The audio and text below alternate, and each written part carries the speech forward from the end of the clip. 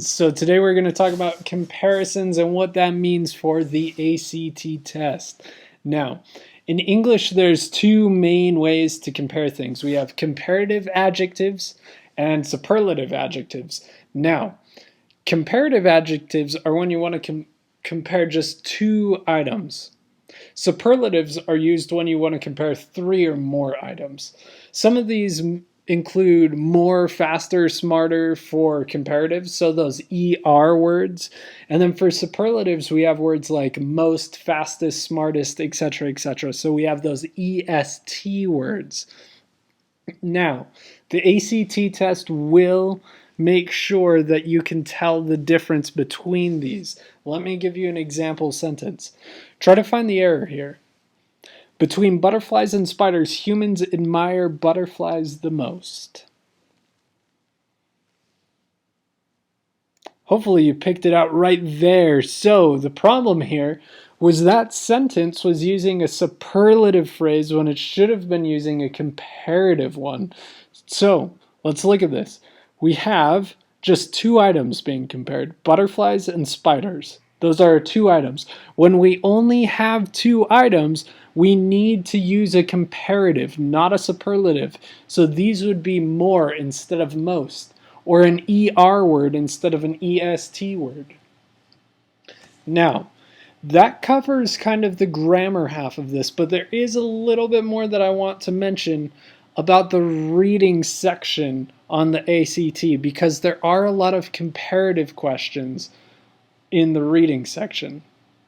Now, these videos are primarily to help you with the English section, not so much the reading section. So we'll go into more detail on the reading section in class. But for right now, just for your own future reference, I want to make a couple points. Watch out for comparatives and superlatives while reading passages on the ACT. Regardless of the section, if it's reading, if it's science, if it's English, watch out for those because those are important clues. But then, in the reading section, also be prepared to answer questions such as, details in the passage suggest the traits that item 1 shares with item 2 are.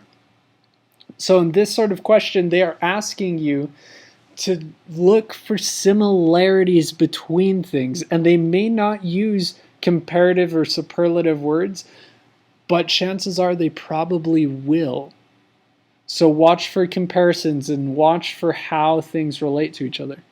Next question. It can be reasonably inferred from the passage that the difference between item 1 and item 2 is. So in this question, they're asking you to contrast two objects and say, okay, this one is different than this one because. And then finally, it can be reasonably inferred that the author compares item 1 and item 2 because, and this one, you have to think a little bit more because here they're asking you not only what two things are being compared, but why are they being compared? And so really to answer this, you have to figure out what the relationship between the two is.